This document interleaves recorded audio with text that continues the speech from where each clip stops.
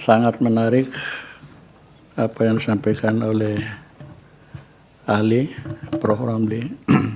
Begini, kebetulan beberapa waktu lalu saya mengadakan pesta pernikahan anak saya dengan mengundang sebuah band yang cukup terkenal, tidak perlu saya sampaikan, dengan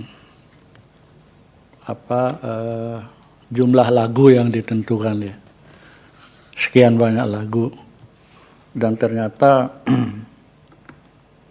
para hadirin waktu itu banyak yang atau paling tidak ada yang meminta tambahan lagu gitu ya. Ya saya nggak tahu itu prosesnya bagaimana, apakah sudah ditentukan sekian tidak boleh lagi. Nah, itu yang pertama.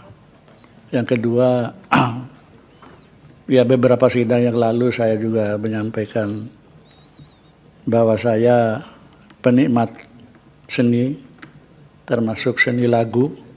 Bahkan mohon maaf saya juga pernah ikut teater, pernah ikut film juga di samping penyanyi. Ya bukan penyanyi profesional karena saya memang ya lebih konsen pada sekolah, kuliah waktu itu, sehingga saya gagal jadi aktor terkenal. Ya itu beberapa aktor yang menjadi bintang terkenal juga ya teman latihan saya, teman aktor saya. Mungkin masih ingat Prof, sutradara terbaik Ismail Subarjo, itu guru saya tuh, dengan filmnya Perempuan Dalam Pasungan. Sutradara terbaik, kemudian aktor terbaik Frans Tumbuhan juga ikut dulu, Nungki Kusumastuti, ya termasuk ya Rano Karno juga itu anak buahnya Ismail Subarjo dulu tuh. Ya banyak lah, tapi ini kan kaitan dengan dunia suara ya, menyanyi. Saya pernah menyampaikan bahwa itu walaupun ini mungkin jauh lah perbedaannya, menyanyi itu menghibur orang, ya kan, membuat orang bahagia, walaupun kadang-kadang orang juga bikin sedih dengan sebuah lagu.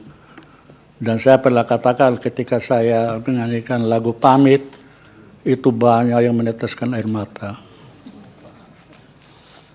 Nah, misalnya, ya saya terus terang aja, kalau misalnya saya dengan nyonya saya almarhum,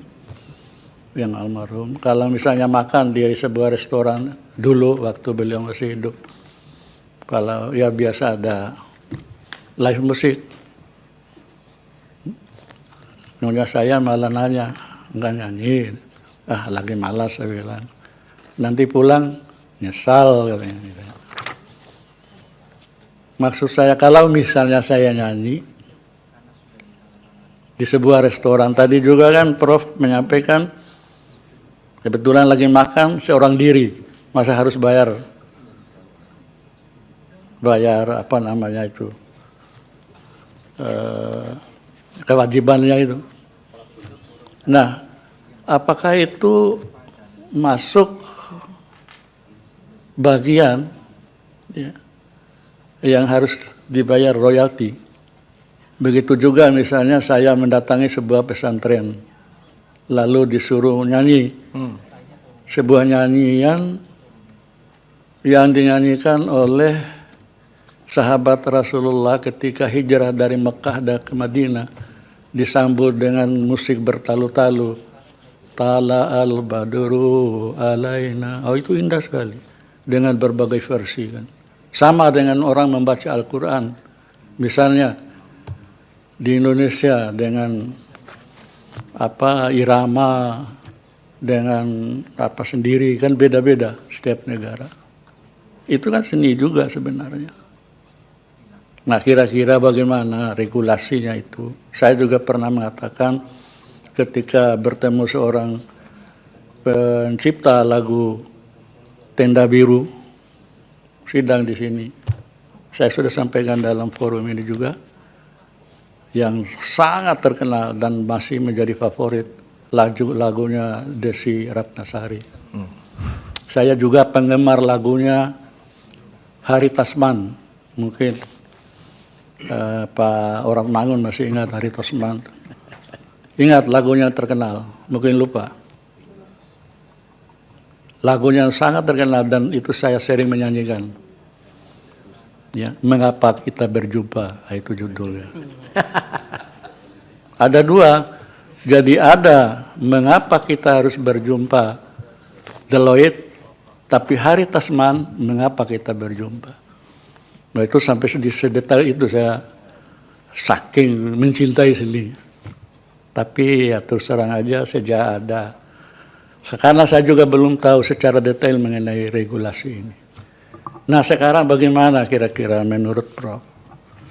Dunia seni Indonesia ya, tidak hilang dari bumi pertiwi ini. Artinya pencipta, penyanyi juga dengan adanya regulasi, misalnya ya mungkin, tadi sudah disampaikan oleh Yang Mulia Prof. Arief, regulasi lah yang menguntungkan semua pihak.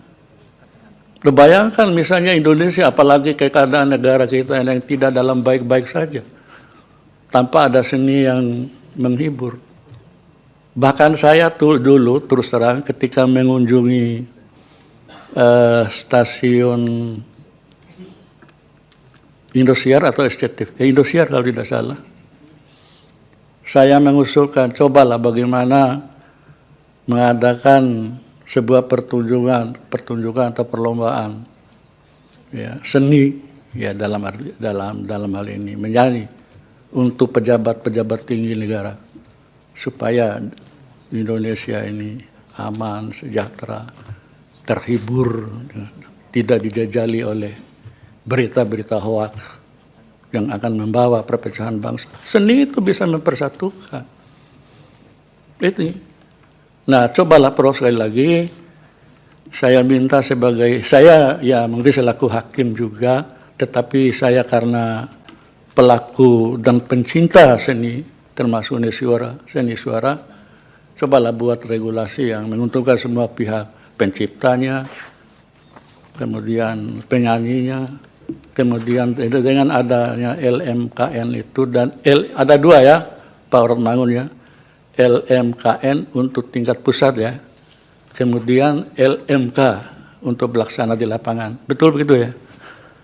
Kalau tidak salah penjelasan di media. Mungkin itu. Terima kasih, Prof.